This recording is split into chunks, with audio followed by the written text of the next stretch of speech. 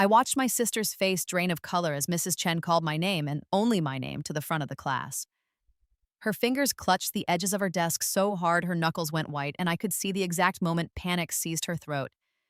She'd copied my entire assignment, word for word, just like I knew she would. Just like she'd done in my first life, right before she destroyed everything I'd built. But this time, I'd made sure every answer on the paper I'd left out for her to steal was spectacularly, intentionally wrong. Meilin Zhang, please come forward, Ms. Chen repeated, her voice carrying that particular tone of a teacher who'd discovered something interesting. I stood slowly, smoothing down my uniform skirt, and walked to the front with measured steps. Behind me, I could hear Yuki's breathing quicken. My sister, my beautiful golden child sister, was experiencing real fear for perhaps the first time in her pampered life.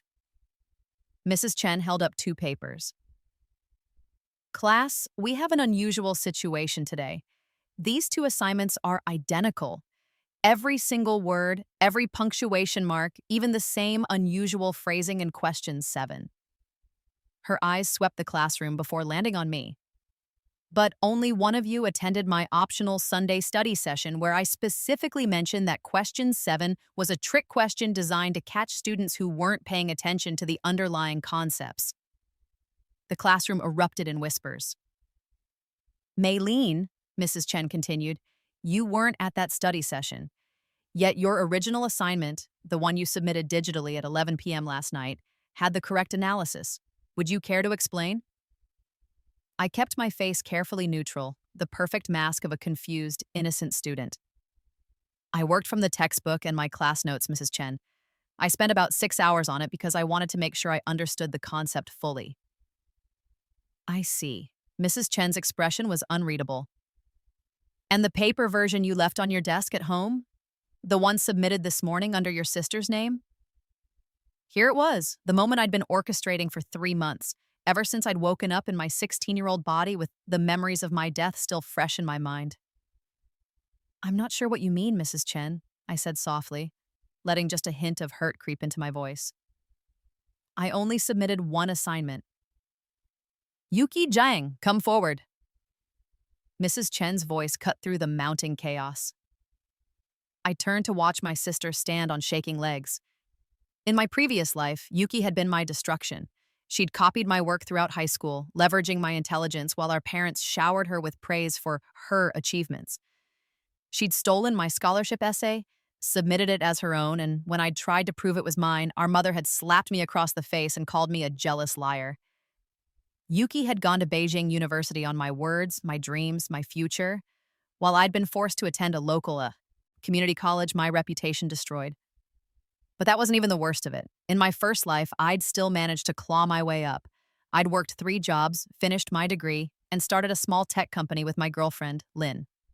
We'd been happy. We'd been building something real, until Yuki had decided she wanted that too. She'd seduced Lynn with her looks and our parents' connections. She'd stolen my business plans, my client lists, everything.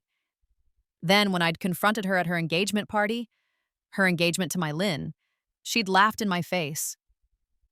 Our mother had joined in, telling me I should be grateful Yuki was putting my mediocre ideas to good use. I'd left that party, gotten into my car with tears blurring my vision, and hadn't seen the truck running the red light. I'd died at 27, broken and alone, betrayed by everyone I'd ever loved. And then I'd woken up on the morning of my 16th birthday, gasping and clutching my chest where the impact should have been. The memories had been overwhelming at first. 11 years of future knowledge crammed into my teenage brain. I'd spent that entire first day locked in my room processing the gift I'd been given. A second chance. A chance to protect myself. A chance to make them all pay. Now watching Yuki shuffle to the front of the class, I felt nothing but cold satisfaction. This is your paper? Mrs. Chen held up the physical copy. Yes, teacher, Yuki whispered. Then explain question 7 to me. Walk me through your reasoning. I watched the color drain from Yuki's face completely. She stared at the paper Mrs. Chen held out, her mouth opening and closing like a fish. She couldn't explain it because she didn't understand it. She never had. She'd been coasting on my work for so long that she'd never developed any real academic skills of her own. I... Yuki's eyes darted to me, pleading. In my old life, I would have helped her. I would have jumped in with some excuse, taken the blame somehow because that's what our parents had trained me to do.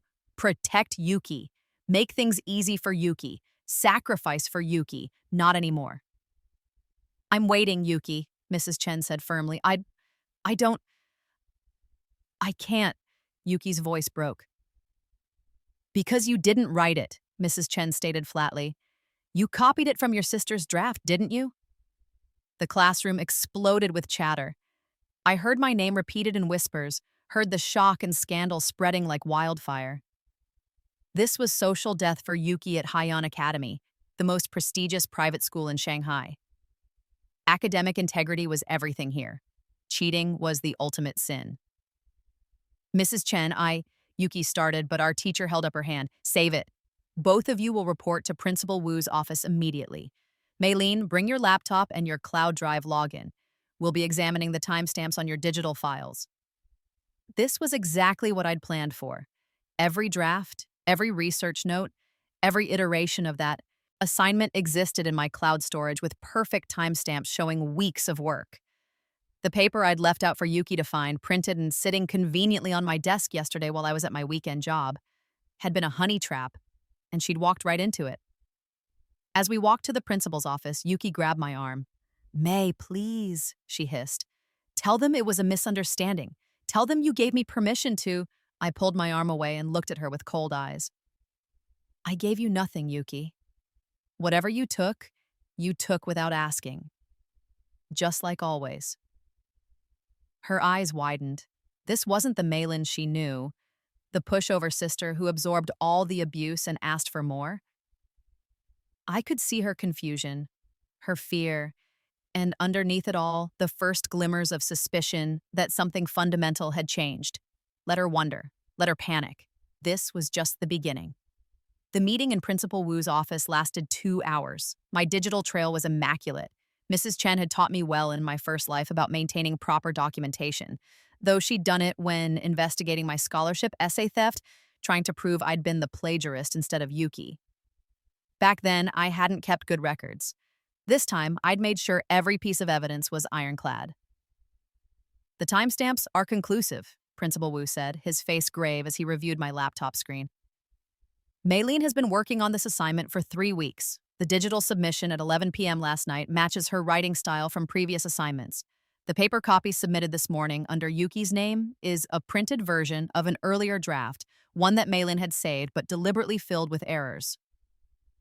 That's not true, Yuki burst out. She's lying. She's always been jealous of me, and now she's trying to frame me. I said nothing. I didn't need to. The evidence spoke for itself. Principal Wu turned to my sister. Yuki, this is your 3rd academic integrity violation this semester. We've already spoken to you about collaborating too closely with classmates and about suspiciously similar answers on the midterm exam. He paused, letting that sink in. I'm calling your parents. Yuki's face crumpled. No, please, Father will what? Principal Wu's eyebrows rose. Be disappointed? He should be. We expect better from our students. As Principal Wu reached for his phone, I allowed myself the smallest smile. This phone call was going to be very interesting because I knew exactly what Father would do. In my first life, he would have immediately blamed me, would have accused me of trying to sabotage his precious Yuki. He would have made excuses for her, would have threatened the school with his business connections. But that was before I'd spent the last 3 months carefully, meticulously, beginning to poison that relationship. It had started small.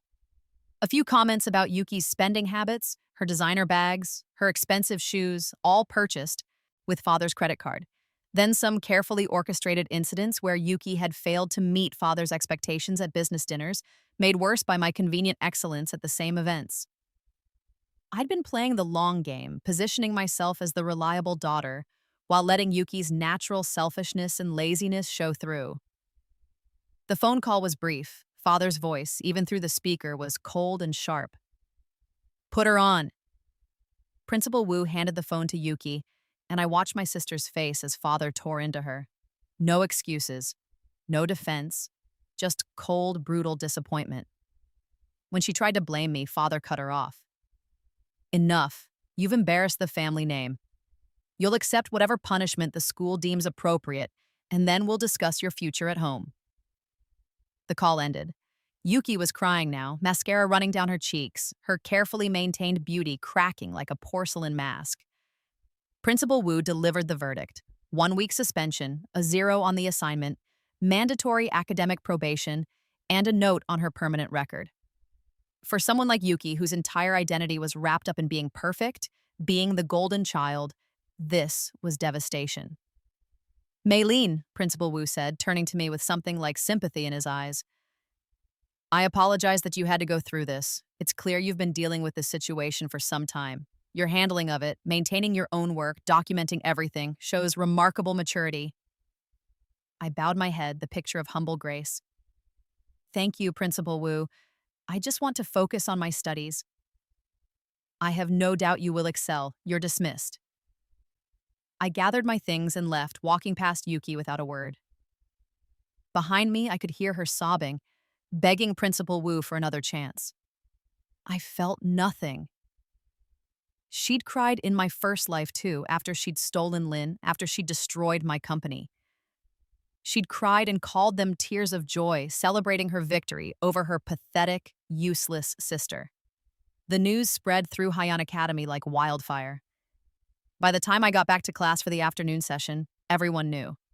The whispers followed me down the hallway, but they weren't the cruel whispers I remembered from my first life. These were odd, almost respectful. Did you hear? Yuki Zhang has been copying her sister's work for years? Mei Lin's the actual genius? Can you believe it? I always thought there was something off about Yuki's sudden improvement last semester.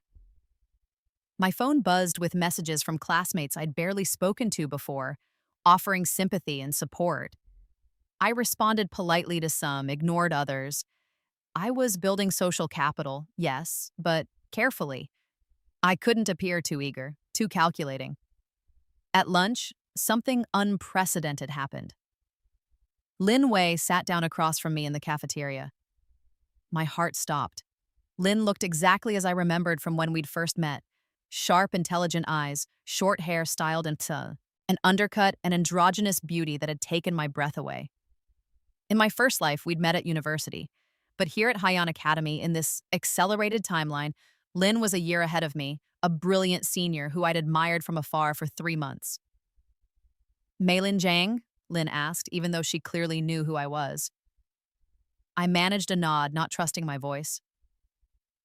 I heard about what happened with your sister. That took guts, letting her hang herself like that. Lin's smile was sharp and approving. Most people would have made excuses for family. Family should earn loyalty, I said quietly. Not expected as a birthright. Lin's eyes lit up with interest. I like that. Listen, I'm president of the coding club. We're working on an app project for the regional competition. Your grades in computer science are exceptional, and your problem-solving approach in last week's algorithm challenge was creative. We could use someone like you. In my first life, I'd taught myself coding after university, building skills through online courses and sheer determination. It had been those skills that had let me start my company, that had made me valuable enough for Yuki to want to steal my work. In this life, I'd started coding at 15 as soon as I'd woken up with my memories intact. I'd been preparing, building a foundation, making myself into someone who couldn't be dismissed or overlooked. I'd be interested, I said, keeping my voice steady despite the fact that my dead heart was racing. What's the project? Lin launched into an explanation of their app, a student-focused platform for collaborative study with built-in plagiarism detection and original work verification. The irony was so perfect, I almost laughed. I actually have some ideas about the verification system, I said, pulling out my tablet. If you're using blockchain for the timestamps, you could integrate... I stopped, catching myself. Too much knowledge too quickly would raise questions I couldn't answer. But Lin was already leaning forward, eyes bright with excitement. Go on. That's exactly the kind of innovative thinking we need. We talked through lunch, And for the first time since I'd woken up in my 16-year-old body, I felt a glimmer of something other than cold rage. It wasn't love, not yet, maybe not ever again, after what Yuki had done to us in my first life, but it was possibility. It was connection. When Lynn left to go to her next class, she gave me her number. Text me your ideas and come to coding club tomorrow after school. I think you're going to fit in perfectly. I watched her go, my mind already racing with plans and contingencies. In my first life, Yuki had stolen Lynn from me. This time, I would make sure Lynn and I built something Yuki could never touch, could never understand, and could never take. The rest of the school day passed in a blur. When the final bell rang, I gathered my things slowly, deliberately avoiding the crowd. I wanted to be the last one out, wanted a moment of peace before I had to go home and face the aftermath of today's events. But as I walked out the main entrance, I found my mother's Mercedes waiting at the curb and my stomach sank. Mother was in the back seat, her face a mask of cold fury. The driver opened the door and she gestured sharply for me to get in. I complied, keeping my expression neutral as I slid onto the leather seat. We didn't speak until the car was moving, the privacy screen up between us and the driver. You deliberately sabotaged your sister, Mother said, her voice like ice. Don't bother denying it. Principal Wu explained everything. I protected my own work, I countered calmly. Yuki made the choice to steal it. Mother's hand cracked across my face. The slap was hard enough to snap my head to the side, hard enough to bring tears to my eyes. But I'd been expecting it. In my first life, she'd slapped me when I'd accused Yuki of stealing my scholarship essay. This was just history repeating itself, following the script I knew too well. You ungrateful little bitch, Mother hissed. After everything we've done for you, after we took you in, gave you a home, put you in the best school, took me in, I interrupted, my own voice rising. I'm your daughter. You didn't take me in. You gave birth to me. A mistake I've regretted for 17 years, Mother spat.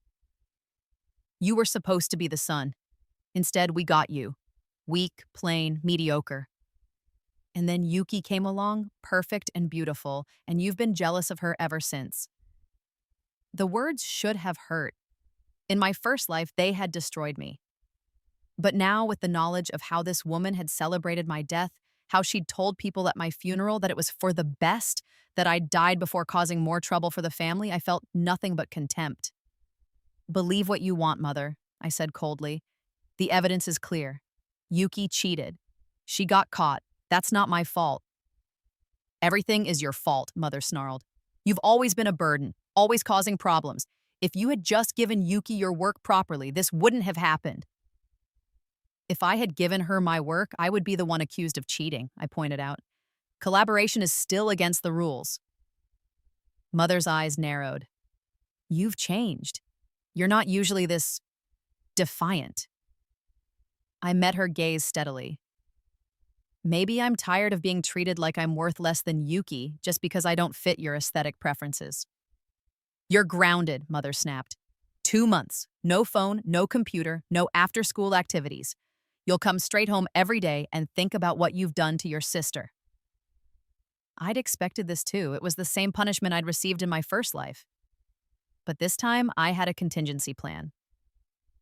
Fine, I said, pulling my phone from my pocket and handing it to her. But I'll need my laptop for schoolwork. I can have Principal Wu send you a letter confirming that I need it for my assignments if you'd like. Mother snatched the phone from my hand. You'll do your homework in the family room where I can watch you. No private computer time. Of course, Mother. The rest of the car ride was silent. When we pulled up to our house, a massive modern villa in Shanghai's most exclusive neighborhood, I saw Yuki's car already in the driveway. Father's car was there too, which meant this was about to become a full family inquisition. I walked into the house with my head high. Whatever they threw at me, I could handle it. I'd died once already. Nothing they could do would ever hurt as much as that had. The scene in the living room was exactly what I'd expected. Father sat in his armchair like a judge, his face stern and disappointed. Yuki was on the couch, still crying, playing the victim. Mother went immediately to Yuki's side, stroking her hair and murmuring comfort. Maylene, Father said, his voice heavy. Sit down. I sat in the chair opposite him, straight-backed and composed. Principal Wu called me with some very disturbing news, Father began. He explained that you deliberately set a trap for your sister, that you created a false document with the intention of getting her in trouble. That's not accurate, I said clearly. I created multiple drafts of my assignment while I was working on it, as is normal. One of those drafts had errors in it. I printed it out to review it, found the mistakes, and corrected them in my digital version, which I submitted on time. Yuki took that printed draft from my desk without my knowledge or permission and submitted it as her own work. You left it out where she would find it, Mother accused. I left it in my room, I corrected. If Yuki came into my room without permission and took my papers, that's not my fault. She's your sister, Father said, his voice rising. You should have been helping her, not setting her up to fail. I'm not responsible for Yuki's academic performance, I said, keeping my voice level. I'm barely keeping up with my own work and my part-time job. I don't have time to tutor her. You wouldn't need that job if you weren't so wasteful with your allowance, Mother snapped. I bit back a bitter laugh. My allowance was 500 yuan a month, barely enough for lunch money and school supplies. Yuki got 5,000 yuan a month and still used Father's credit card for everything. I'd taken the job at the bookstore not because I was wasteful, but because I was saving every cent for my future, building a nest egg that no one could take from me. The point is, Father said, cutting off Mother before she could continue, you've damaged your sister's reputation and her academic standing. This will reflect badly on the entire family. Yuki damaged her own reputation by cheating, I said bluntly. If you're embarrassed, be embarrassed by her choices, not by the fact that she got caught. Father's face turned red. How dare you speak to me? That way? I'm speaking the truth. If the truth is disrespectful, perhaps you should examine why you're so invested in the lie. I saw the blow coming this time. Father's hand raised, his face contorted with rage. But before he could strike me, Yuki spoke up. Stop, she cried. Please, just stop. This is all my fault. May's right. I took her paper. I cheated. I thought I could get away with it, and I was wrong. Everyone turned to stare at her. This wasn't in the script from my first life. Back then, Yuki had never admitted guilt, had maintained her innocence even in the face of overwhelming evidence. I'm sorry, Yuki continued, tears streaming down her face. I'm sorry to Father, to Mother, and to May. I've been using her work for months, and I knew it was wrong, but I was scared of failing. I was scared of disappointing you both. Mother immediately wrapped Yuki in a hug. Oh, sweetheart, it's okay. We know you're under so much pressure. That's why Maylin should have been helping you properly instead of— No, Yuki interrupted, and I felt a chill run down my spine. This was definitely not the script. May didn't do anything wrong, I did, and I need to face the consequences. I studied my sister carefully. Her tears seemed genuine, her remorse appeared real. But I knew Yuki. I knew her manipulation, her ability to play whatever role would get her what she wanted. This was a performance, had to be. The question was, what was her angle? Father sighed heavily. Well, at least one of my daughters has the integrity to admit her mistakes. He shot me a look. Perhaps you could learn something from your sister's honesty, Maylin. I said nothing. There was no point arguing. In their eyes, I would always be the villain of this story. Yuki, you'll serve your suspension and accept your academic probation, Father continued, but I'm also cutting your allowance by half until your grades improve on your own merit. No more relying on others. Yuki nodded meekly, accepting this token punishment while I received 2 months of house arrest for the crime of being stolen from. Maylin, you're dismissed to your room, Father said coldly. We'll discuss your attitude problem later. I stood and left without another word, climbing the stairs to my bedroom. Once inside, I locked the door and sat on my bed, my mind racing. Something was wrong. Yuki's sudden confession, her acceptance of blame, it was too easy, too convenient. She was planning something, I was sure of it. I just couldn't figure out what. I pulled my spare phone from its hiding place in my bookshelf, the one Mother didn't know about, the one I'd bought with my bookstore money specifically for this contingency.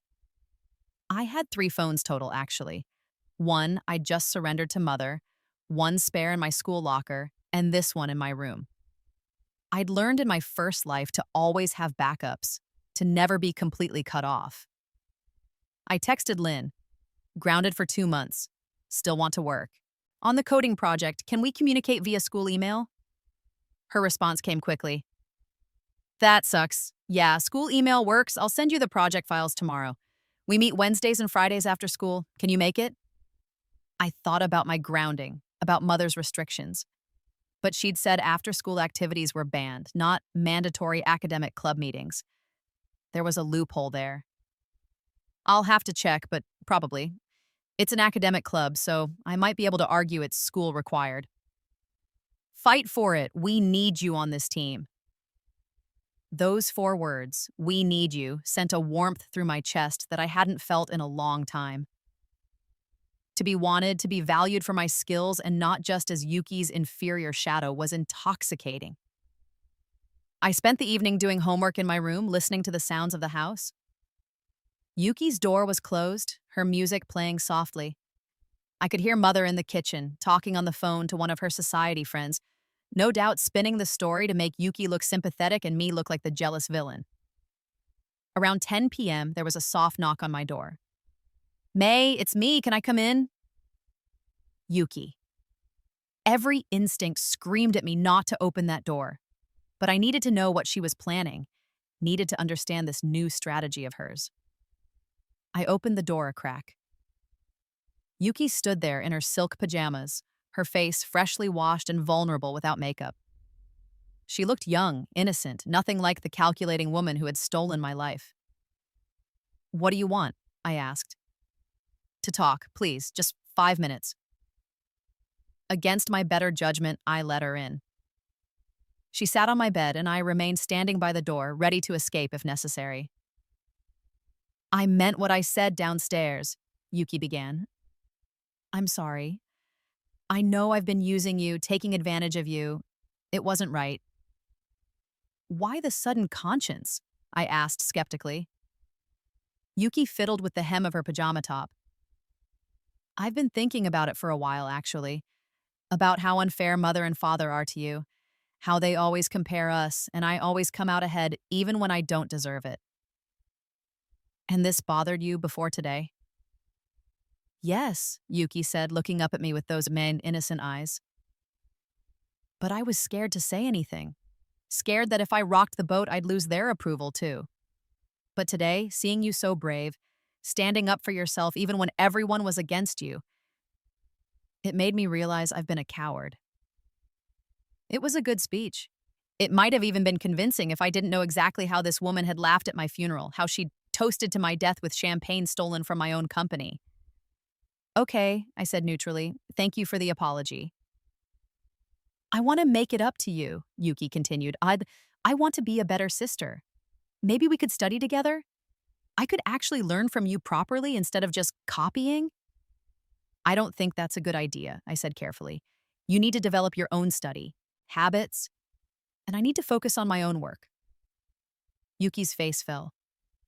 "Right, of course, I just thought, never mind."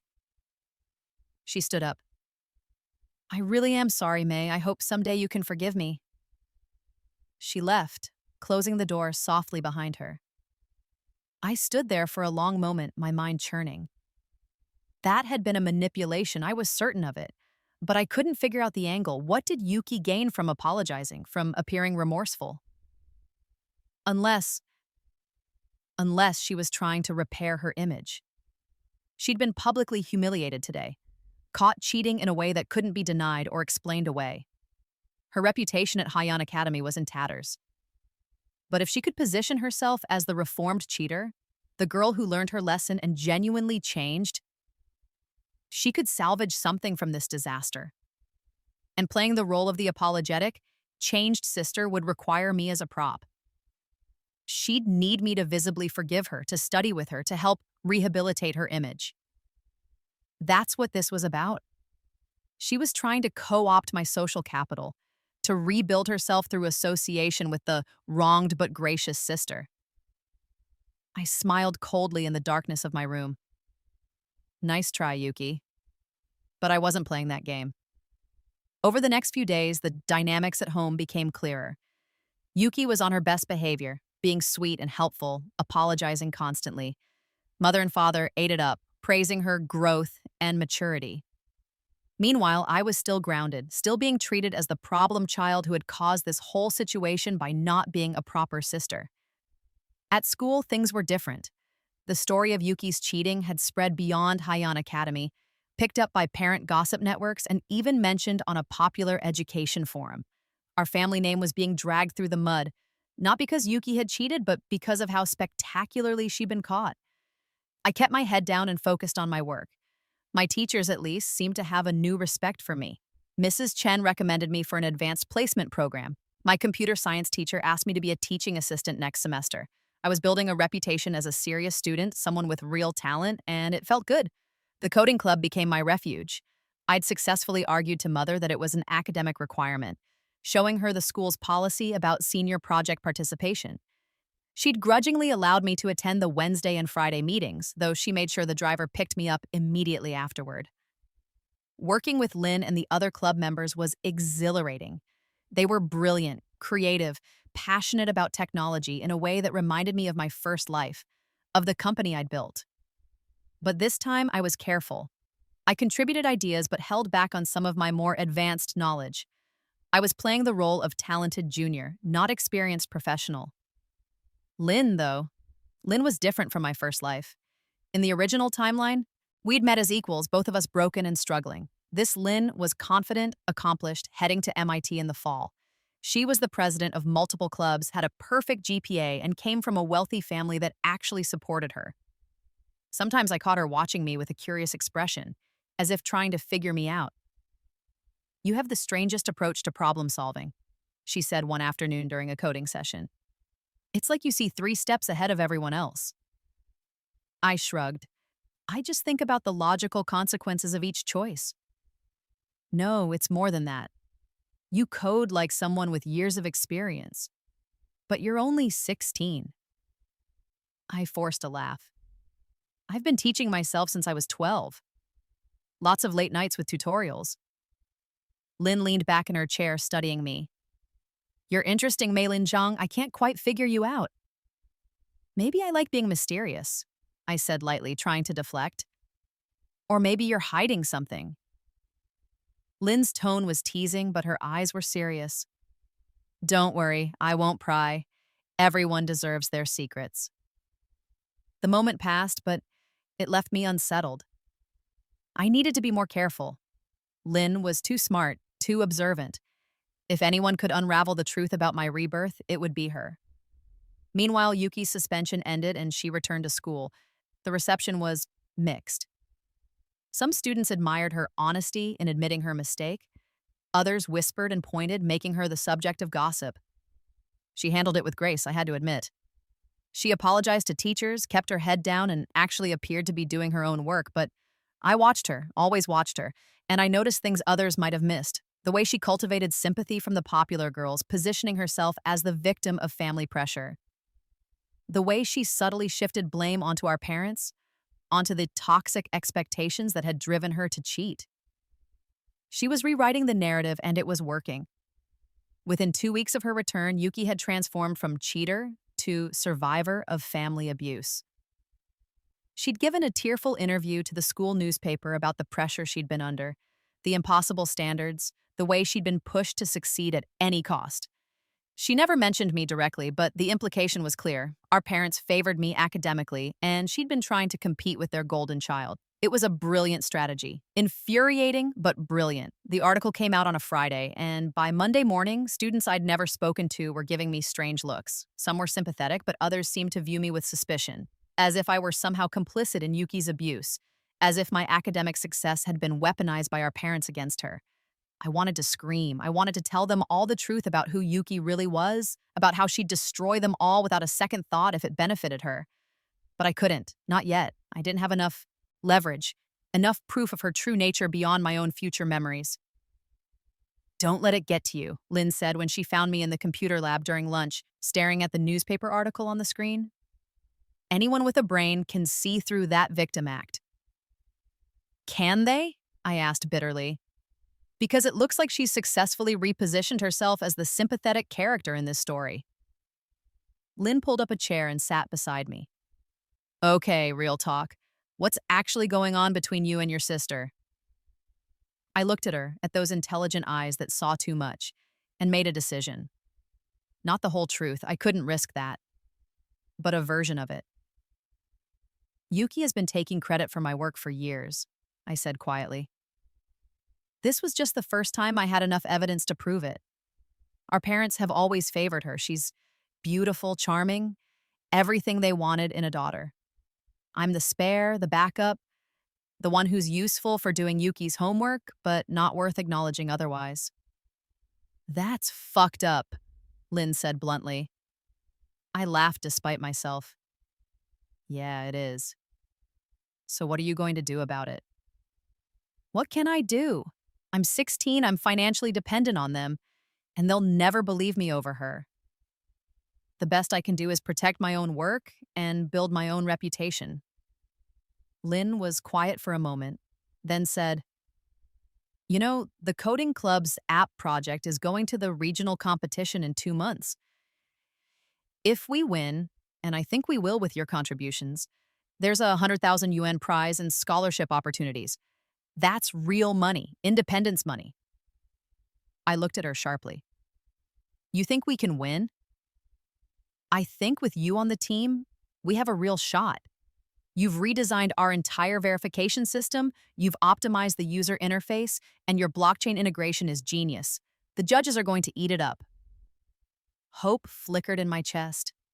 In my first life, I'd won prize money from competitions in my 20s, after I'd already been beaten down by years of struggle. But this could accelerate everything. Let's win it then, I said with determination. Lynn grinned. That's the spirit. I knew there was a fighter under all that quiet politeness. We worked on the project obsessively over the following weeks. The rest of the coding club, 5 other talented students, welcomed my contributions enthusiastically. For the first time since my rebirth, I felt like I was part of something, like I belonged somewhere outside of my toxic family. At home, things were tense but stable. My grounding was technically still in effect, but Mother had stopped checking my movements as closely.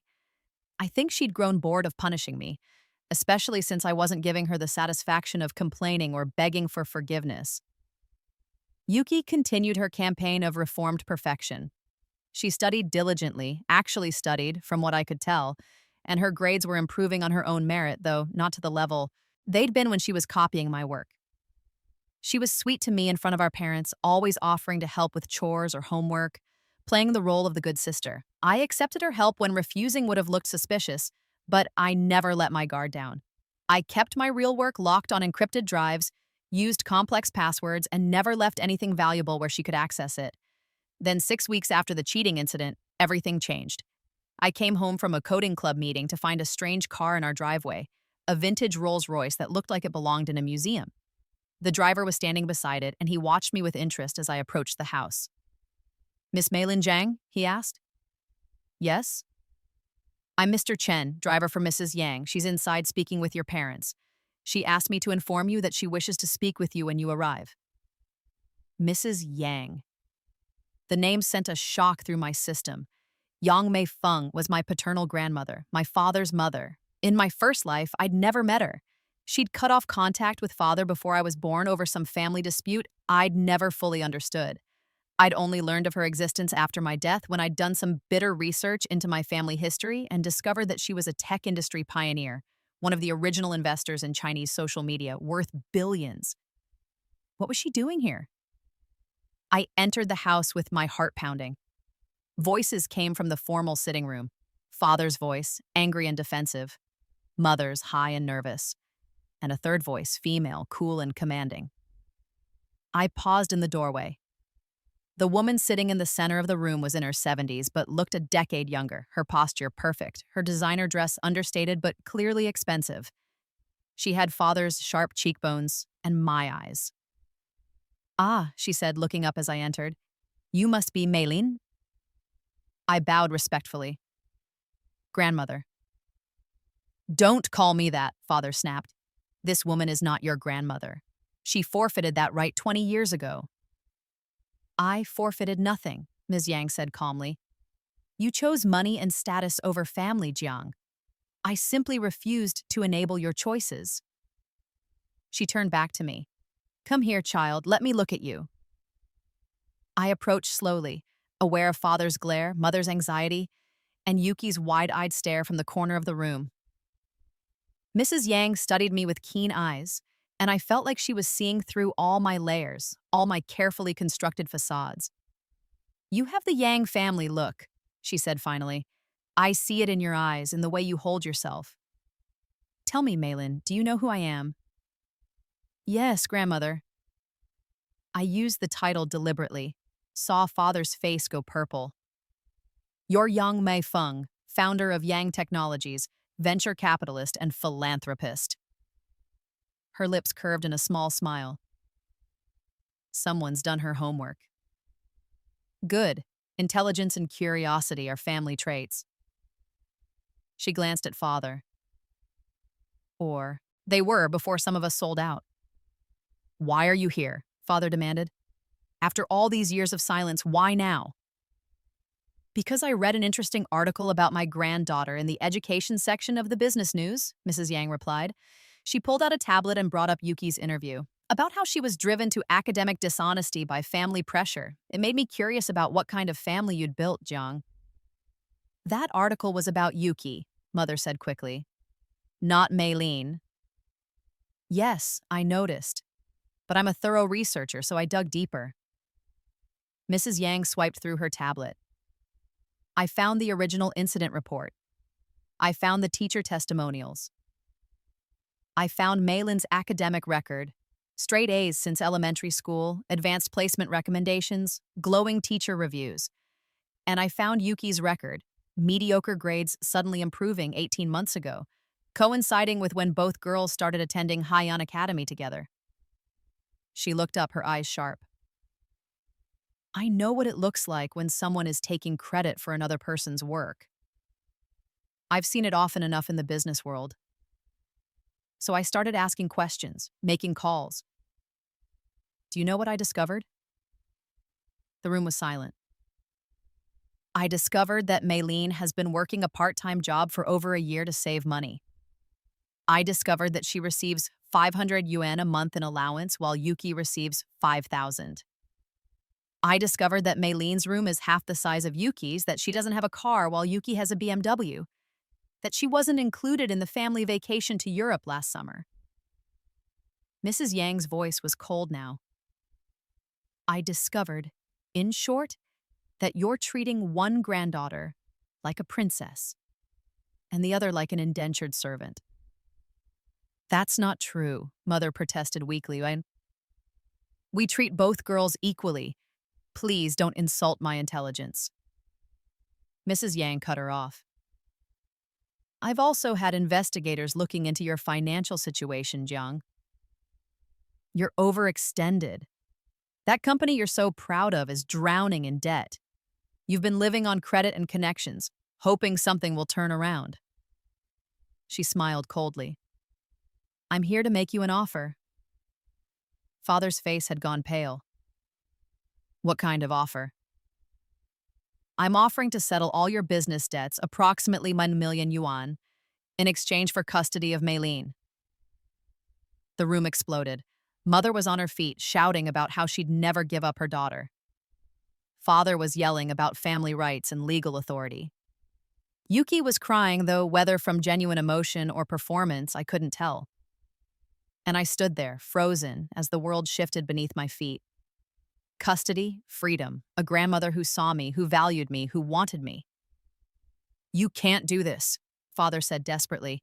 "She's my daughter."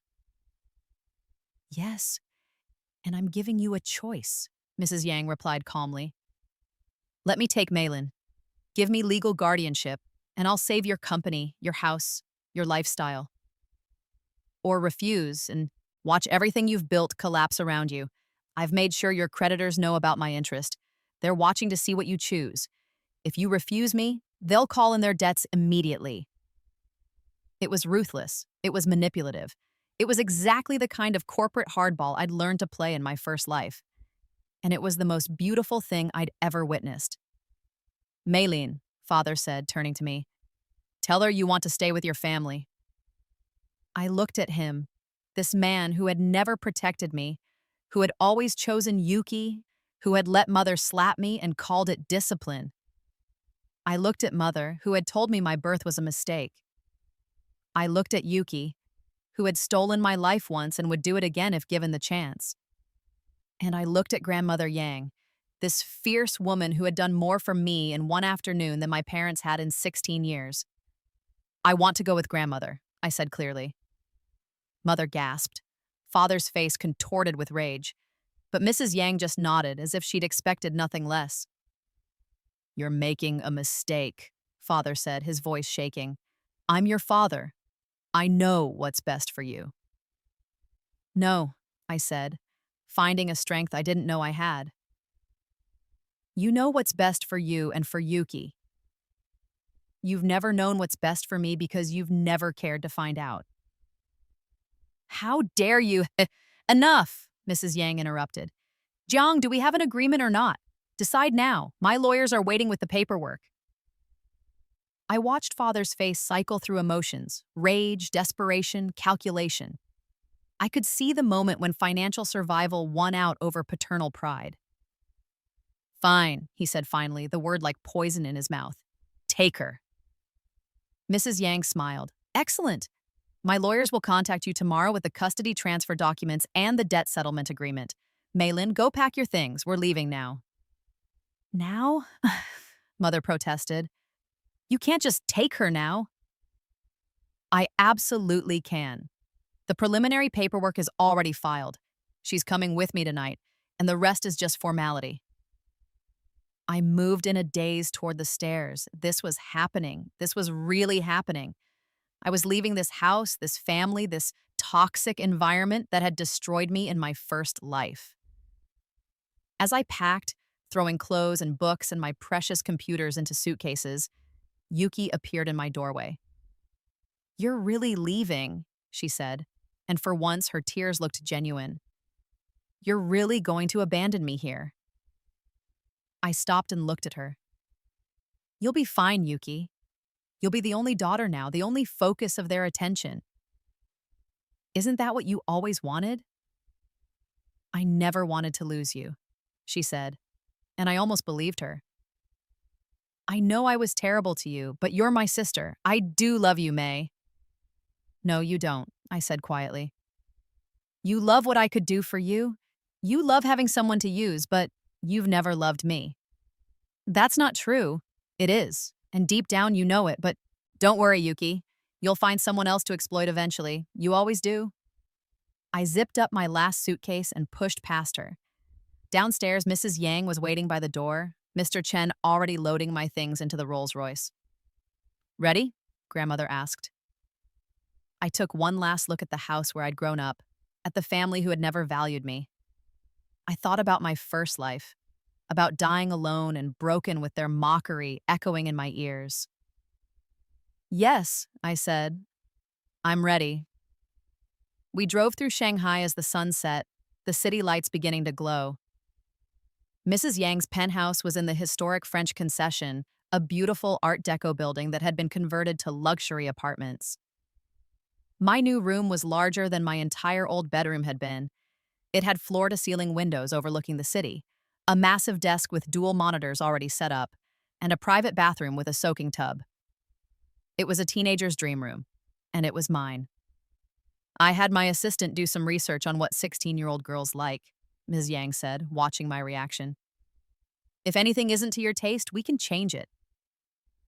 It's perfect, I whispered. Good, now we need to talk. She gestured to the sitting area by the window, and we both sat. I want to be clear about expectations. I'm not rescuing you because I'm a saint. I'm doing this because I believe in investing in talent, and you, my dear, are extraordinarily talented. I know, I said. I read your business philosophy. You wrote about it in your autobiography. Mrs. Yang raised an eyebrow. You read my autobiography? Last year, I read everything I could find about successful female entrepreneurs in tech. Your chapter on identifying and nurturing hidden talent was particularly insightful. Impressive, she looked pleased. Then you understand that I expect a return on my investment. Not financially, I have more money than I could spend in 10 lifetimes. But I expect you to be excellent. I expect you to use your gifts, to push yourself, to become someone who matters. I will, I promised. I also expect honesty. If you're struggling, tell me. If you need something, ask. I don't have time for games or manipulation. I've seen enough of that in business. I understand. Finally, Mrs. Yang said, her expression softening slightly. I want you to know that while I expect excellence, I also want you to be happy. You've been surviving for 16 years. It's time to start living. Pursue your interests, make friends, date if you want to. Just be smart about it. The kindness in her voice nearly broke me. I felt tears threatening, all the emotions I'd been suppressing since my rebirth suddenly overwhelming. Thank you, grandmother, I managed to say. She squeezed my hand. Welcome home, Maylene. That night, alone in my beautiful new room, I let myself cry for the first time since waking up in my 16-year-old body. I cried for the life I'd lost, for the years of abuse I'd endured, for the family that had never loved me, but I also cried with relief, with hope, with the overwhelming realization that everything had changed. The next few weeks were a whirlwind. The custody transfer went through with surprising speed. Money and lawyers could make anything happen quickly. Father fought it nominally, but his heart wasn't in it. He'd gotten what he wanted. His debts cleared, his company baved. I was just the price he'd paid. At school, the news spread like wildfire. Maylin Jiang had left her family to live with her billionaire grandmother. The story was scandalous, fascinating, the subject of endless speculation. Some students looked at me with new respect, others with envy, a few with pity, thinking I'd been somehow bought and sold. Let them think what they wanted. I knew the truth. The Coding Club's app was nearly complete. We'd worked obsessively for weeks, refining every feature, stress testing every function. Lynn was confident we'd win the regional competition, and I was starting to believe her. You've transformed this project, she said one afternoon as we reviewed the final build. You know that, right? When you joined, we had a good idea. Now we have something revolutionary. It was a team effort, I demurred. Don't be modest. It's not a good look on you. Lynn grinned. You're brilliant, May. Own it. The competition was held on a Saturday in November at Shanghai's International Exhibition Center. 30 teams from schools across the region had entered, each one trying to impress the panel of judges, tech industry veterans, venture capitalists, and education experts. Mrs. Yang came to watch, sitting in the audience with a quiet smile. She'd offered to use her connections to sway the judges, and I'd politely but firmly refused. I needed to win this on merit, not nepotism. Our presentation was forth. Lynn delivered the pitch, explaining the problem of academic dishonesty and our solution, while I handled the technical demo, showing how our blockchain-based verification system could track and authenticate student work in real time. The judges asked hard questions. How would we handle false positives? What about student privacy concerns? How did our system differ from existing plagiarism detection software? I answered confidently, drawing on both my current work and my first life's experience with intellectual property protection. I could see the judges leaning forward, engaged, impressed. When we finished, the applause was enthusiastic. Lynn squeezed my hand as we left the stage. We killed it, she whispered. The wait for the results was agonizing. We watched the other presentations. Some were good, most were mediocre, a few were brilliant. By the time the judges deliberated, I was a bundle of nerves. Finally, the announcements began. Third place went to a team from a prestigious international school with an environmental monitoring app. Second place went to a group of seniors with a mental health support chatbot. And first place with a unanimous decision from the judges, goes to Haiyan Academy's coding club for their academic integrity verification platform, Authenti Learn. The cheers from our team were deafening. Lynn grabbed me in a hug, spinning me around. The other team members were jumping and screaming. We'd won. We'd actually won. The prize ceremony was a blur. The 100,000 yuan check, the scholarship certificates, the judges praising our innovation and execution. But the moment that mattered most was when the head judge, a veteran venture capitalist, pulled me aside afterward. That was impressive work, Ms. Zhang. Your technical architecture is graduate level. Have you considered pursuing computer science at university? It's my plan, I said. Good, here's my card. When you're ready to intern, reach out. My firm is always looking for talent like yours. I took the card with shaking hands. This was it. This was the beginning of everything I'd lost in my first life, but better, cleaner, mine. Mrs. Yang was waiting outside the exhibition hall, her smile proud. Congratulations, my dear. Well done. Thank you for coming, grandmother. I wouldn't have missed it. Now I believe celebrations are in order. The team should join us for dinner.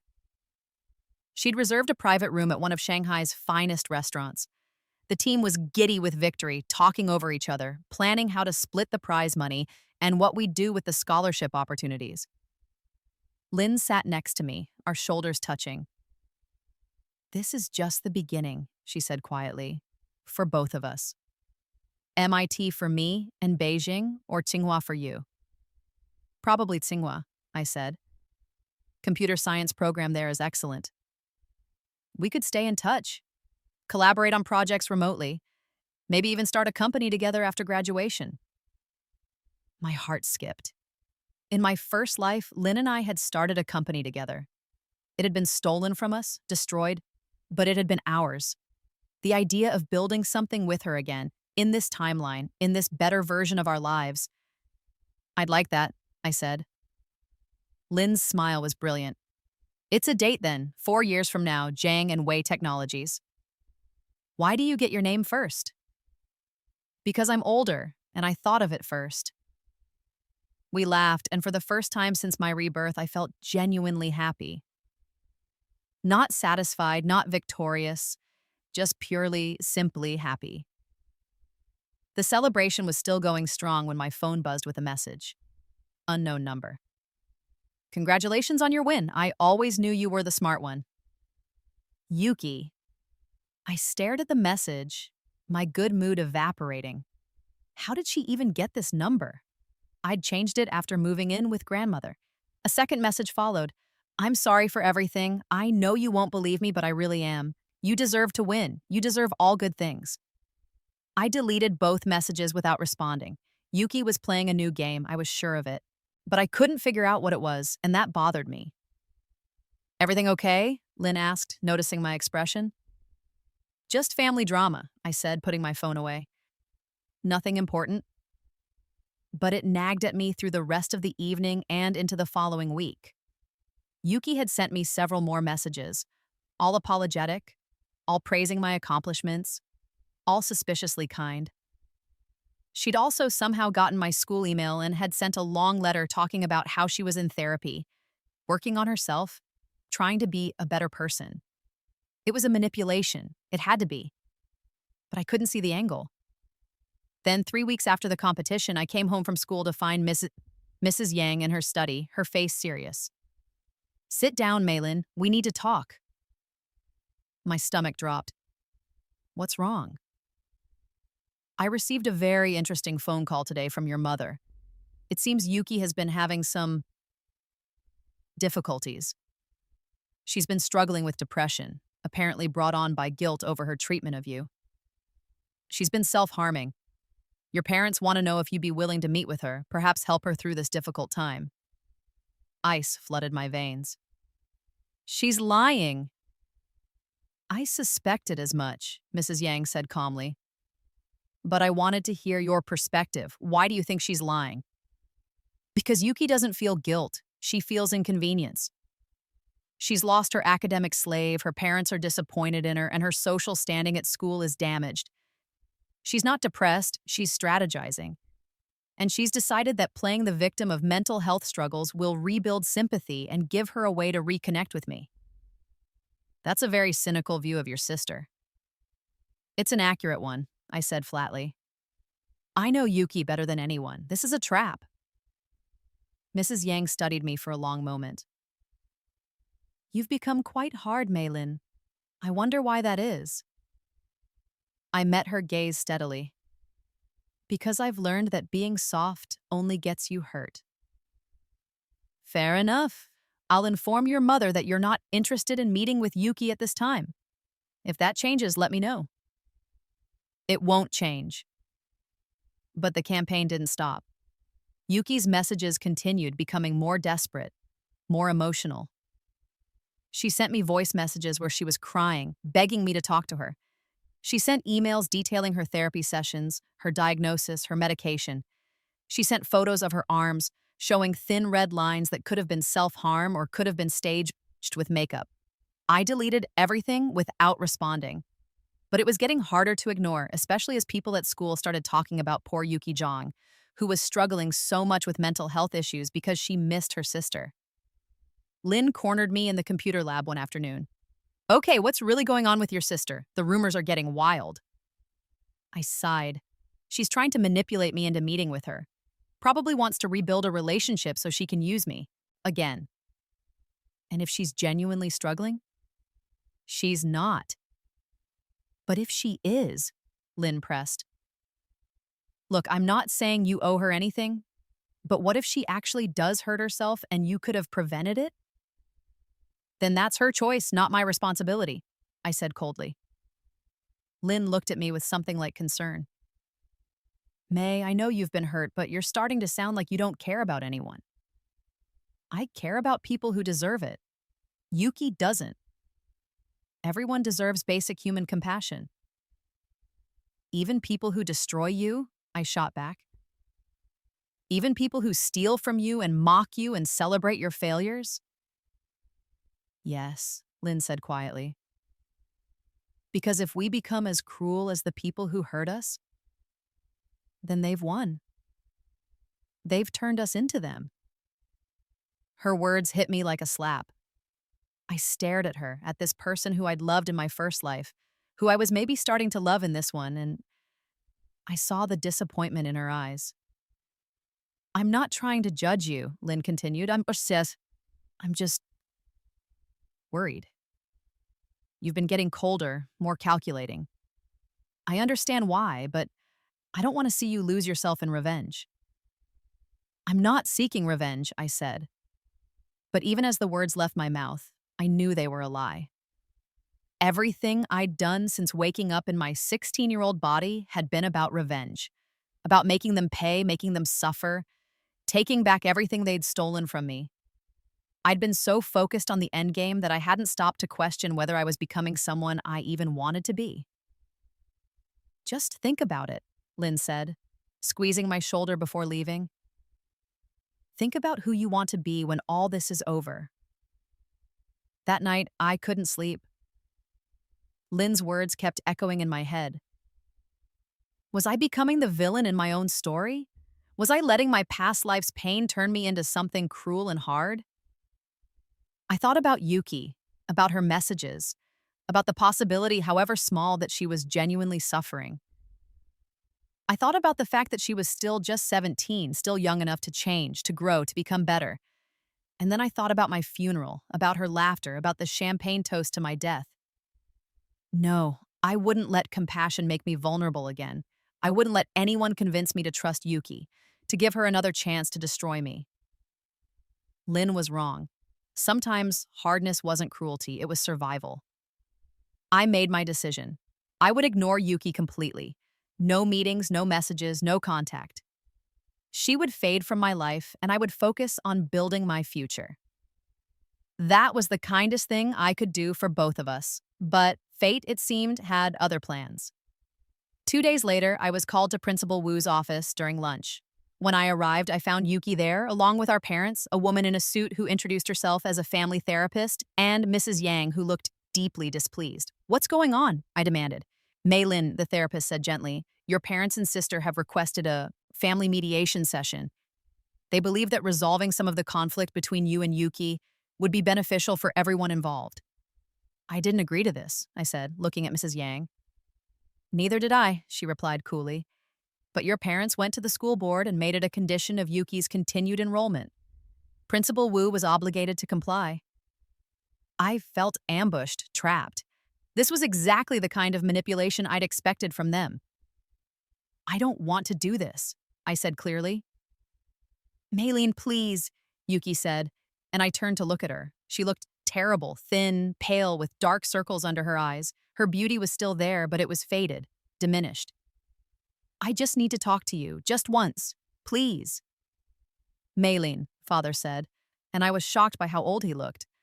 The stress of nearly losing his company had aged him. Your sister is hurting. She misses you. Can't you spare 1 hour to help your family heal?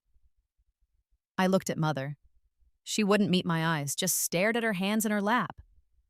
She looked ashamed, which was new. And I looked at the therapist, who seemed genuine in her concern, who was just trying to do her job and help a troubled teenager. Fine, I said finally. 1 session, but Mrs. Yang stays. Of course, the therapist agreed. We moved to a private conference room. The therapist, Dr. Wang, explained the ground rules. Everyone gets to speak without interruption, no attacks or accusations, focus on feelings and moving forward. Yuki, why don't you start by telling Maylin how you've been feeling? Dr. Wang suggested. Yuki took a shaky breath. I've been really depressed. I can't sleep. I can't eat. I can't focus on anything. I keep thinking about all the terrible things I did to you, May, and I just feel so guilty and ashamed. I know I don't deserve your forgiveness, but I need you to know that I'm sorry. I'm so, so sorry. She was crying now, genuine-looking tears streaming down her face.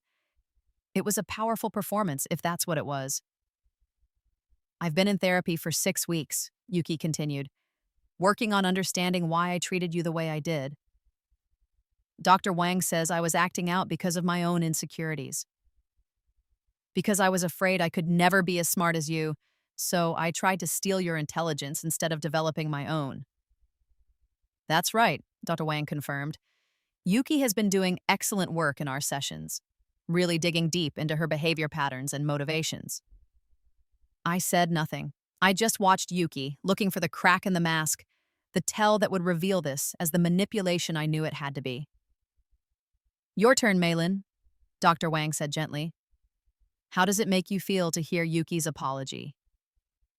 Suspicious, I said bluntly. Yuki has never been genuinely sorry for anything in her life. She's sorry she got caught, sorry her life got harder, but she's not sorry for hurting me. That's not true, Yuki protested.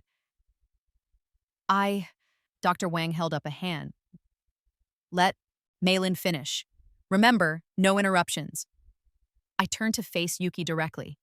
You copied my work for years. You took credit for my achievements. You made me feel worthless and stupid when you were the one stealing from me. And when I finally had proof, when I finally stood up for myself, you tried to spin it into a story about how you were the victim of family pressure. You've never once taken genuine responsibility for the harm you caused. But I am now, Yuki insisted. That's what this whole thing is about. Me taking responsibility. Or you trying to rebuild a connection to me because you've realized you need me, I shot back. Which is it, Yuki? Are you sorry or are you strategic? The room fell silent. Yuki's tears had stopped, and for just a moment, I saw something cold flash in her eyes, there and gone so quickly I might have imagined it. I'm both, Yuki said finally, her voice quieter. Yes, I'm strategic. Yes, I'm thinking about the future. But I'm also genuinely sorry. Those two things aren't mutually exclusive, May. I can regret hurting you while also hoping we can salvage some kind of relationship. It was the first honest thing she'd said all session, and it caught me off guard. Why? I asked. Why do you want a relationship with me? What could you possibly get from me now that I'm not living in your house, not doing your homework, not available to exploit? Because you're my sister, Yuki said simply. Because we grew up together. Because even though I treated you terribly, I do love you. Maybe not in the way I should have, maybe not in a healthy way, but I do. And I don't want to lose you forever. I wanted to call bullshit. I wanted to point out all the ways this was manipulation, strategy, a long game I couldn't quite see yet. But there was something in Yuki's voice, something raw and almost vulnerable that made me pause. Maylene, Dr. Wang said, I think what we're seeing here is that human relationships are complicated. Yuki can be sorry for hurting you and still be a flawed person who has treated you badly. You can acknowledge her apology without forgiving her or trusting her. There's a middle ground here. I don't do middle grounds, I said. Then maybe you should learn, Mrs. Yang said quietly, speaking for the first time. Everyone turned to look at her. Maylene, you're absolutely right to protect yourself. You're right to be suspicious of Yuki's motives. But Dr. Wang is also right. The world isn't black and white, and people aren't simply good or evil. They're complicated. I stared at my grandmother, feeling betrayed. You're taking her side? I'm not taking anyone's side. I'm trying to help you avoid making the same mistakes I did. Mrs. Yang's expression was sad. When your father chose money over integrity, I cut him off completely. I told myself I was protecting my principles, and I was. But I also lost 20 years with my granddaughters because of my pride and my refusal to allow for complexity. Don't make my mistake, Maylin. You can protect yourself without becoming isolated and bitter. The words hit me harder than anything else that day. Mrs. Yang was right. In my quest for revenge, in my determination to never be hurt again, I was building walls that would eventually trap me as much as protect me. I looked at Yuki, really looked at her. She was thin, tired, broken in a way I'd never seen her before. Whether her suffering was self-inflicted manipulation or genuine mental health struggles almost didn't matter. She was suffering. That was real. I'm not ready to forgive you, I said carefully. I may never be ready, but I can acknowledge your apology. I can accept that you're working on yourself, and I can agree to not complete cutoff, limited contact, text messages maybe, no in-person meetings until I'm ready. Hope bloomed on Yuki's face. Really? You mean it? Don't make me regret it, I warned. One manipulation, one attempt to use me, and we're done. Forever, understood? Understood. Thank you, May. Thank you so much. The session ended shortly after that. As we left, Father tried to approach me, but Mrs. Yang smoothly intercepted him. I think Maylin has been generous enough for one day. Don't push your luck, Jiang. He backed off and we left the school. In the car, Mrs. Yang squeezed my hand. That took courage. I'm proud of you. I'm not sure I did the right thing, I admitted. Neither am I, but you did the compassionate thing, and that counts for something. Just remember, compassion doesn't require stupidity. Keep your guard up. Always. Over the following months, my life settled into a new rhythm. I focused on my studies, on the coding club's next project, on building my college application portfolio. Yuki and I exchanged occasional text messages, superficial updates, nothing deep, but a connection nonetheless. She seemed to be genuinely working on herself. Her grades improved through her own efforts. She started volunteering at a literacy program for underprivileged kids. She even apologized publicly in a school assembly for her cheating, taking full responsibility without excuses. I watched it all with cautious skepticism, but I also started to see glimpses of a person underneath the manipulative mask, someone uncertain, trying, imperfect, but maybe capable of growth. Lynn noticed the change in me. You seem lighter, she said one afternoon as we worked on code. Less angry. Maybe I'm just tired of being angry, I said.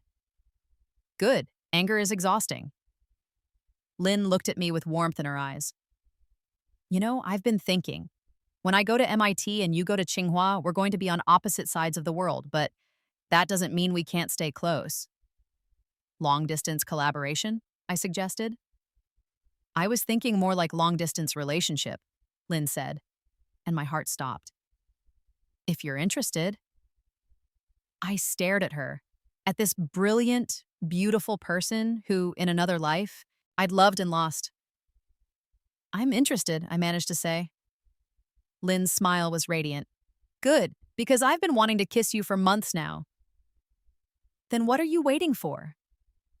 She kissed me in the computer lab, and it was sweet and perfect and nothing like the desperate, broken kisses we'd shared in my first life. This was a beginning, not an ending. This was hope. The months flew by. Spring came, and with it, college acceptance letters. I got into Tsinghua's computer science program with a full scholarship. Lynn got into MIT. The coding club won another competition. Yuki graduated from therapy and from intensive family counseling. And slowly, carefully, I started to let go of the revenge that had been driving me since my rebirth. It happened gradually. First, I stopped checking on Yuki's social media obsessively, stopped looking for evidence of her plotting. Then I stopped analyzing every text message for hidden meanings. Finally, I just let her be. She was Yuki, flawed and complicated and maybe trying to be better. That was enough. My graduation from Haiyan Academy was on a beautiful June day. Mrs. Yang sat in the front row, beaming with pride. Lynn sat next to her. The two had become close over the months. And in the back, I spotted father, mother, and Yuki. They'd come. I didn't seek them out after the ceremony, but I didn't avoid them either. When Yuki approached with a small wrapped box, I accepted it. Congratulations, May. I'm really proud of you. Inside was a simple silver bracelet with a small charm, the chemical symbol for silicon. For the tech genius, Yuki said with a small smile. I hope Tsinghua knows how lucky they are to get you. Thank you, I said, and meant it. I know I don't deserve your forgiveness. Yuki continued quietly. I know I messed up so badly that we may never be close again. But I want you to know that I'm grateful. You taught me more about integrity and strength than anyone else ever could have. I'm going to spend the rest of my life trying to be worthy of being your sister. I looked at her, really looked at her, and saw something I'd never expected to see. Sincerity. Not performance, not manipulation, just genuine emotion. I hope you do, I said. I really hope you do. We didn't hug. We weren't there yet, might never be. But we smiled at each other, and it was real. That night, at the celebration dinner Mrs. Yang hosted, surrounded by Lynn and my coding club friends and my grandmother who had saved me, I felt something I'd never felt in my first life: peace. I'd been given a second chance, and I'd used it to protect myself, to build a better life.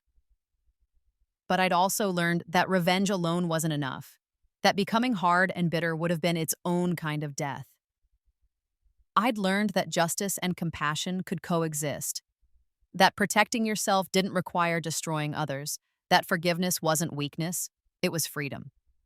As Lynn's hand found mine under the table in Mrs. Yes's, Yang raised a glass to toast my future. I looked around at the life I'd built in this second chance. It wasn't perfect.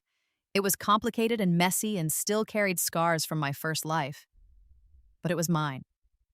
And this time, nobody could take it away from me. I squeezed Lynn's hand and smiled, thinking about the future we'd build together, about the company we'd start after college, about the innovations we'd create, about the life we'd share. Not the broken, stolen life from my first timeline, but something new and bright and ours. In my pocket, my phone buzzed. A message from Yuki. Thank you for giving me a chance to be better. I won't waste it. I typed back. Good luck, I mean it. And I did. Because I'd learned the hardest lesson of all, that letting go of hate didn't mean forgetting the harm, didn't mean trusting blindly, didn't mean ignoring the past. It meant choosing to live in the present, to build a future not defined by revenge but by possibility. The epilogue to my story wasn't one of complete destruction for my enemies and total triumph for me. It was more nuanced than that, more human. Yuki was working at a nonprofit, genuinely helping people, trying to make amends for her past. Our parents had been forced to confront their favoritism and were slowly, awkwardly trying to do better. They'd never be close to me, but they'd stopped being actively harmful. And me? I went to Tsinghua. I studied computer science and business. I maintained my long-distance relationship with Lynn, flying to visit her at MIT during breaks, building our plans for the future. I started a tech blog that gained significant following. I took Mrs. Yang's mentorship and turned it into real skills, real knowledge, real power. When I graduated at the top of my class with multiple job offers from prestigious companies, I turned them all down because Lynn and I had made a promise 4 years ago, and it was time to keep it. Zhang and Wei Technologies launched on a crisp autumn morning in Shanghai. Our first product was that plagiarism detection system we'd built in high school, now refined and scaled for university use. It was an instant success. At our launch party, Mrs. Yang gave a speech about legacy, about building something that lasted. Lynn gave a speech about innovation and partnership. And when it was my turn, I stood in front of the crowd of investors and press and friends and said, I was once told that I was a mistake, that I was worth less than my sister, that my ideas were mediocre at best. I believed those lies for too long, but I learned something important. Your worth isn't determined by people who can't see your value. It's determined by what you build, what you create, what you give to the world. This company is proof that the girl they dismissed, the sister they exploited, the daughter they undervalued, she was worth something after all. She was worth everything. The room erupted in applause. I saw Yuki in the crowd, tears streaming. Down her face, clapping harder than anyone. She'd come to support me, genuinely support me, with no ulterior motive. And I saw my parents looking uncomfortable and out of place, but there nonetheless, they'd never apologized. Not really. But they'd shown up. Maybe that was the best they could do. But most of all, I saw Lynn, my partner in every sense of the word, looking at me with love and pride and joy. This was victory. Not the crushing, absolute destruction I'd fantasized about in those early days after my rebirth, but something better. Success built on my own terms, relationships based on genuine connection, and a future bright with possibility. I'd been given a second chance at life, and I'd used it not just for revenge, but for redemption. Not just for my enemies, but for myself. And standing there, surrounded by everything I'd built, everyone who mattered, I realized that this messy, complicated, imperfect, happy ending was worth more than any perfectly executed vengeance could ever be. I'd won, not by destroying them, but by becoming someone they could never diminish. And that, in the end, was the sweetest victory of all.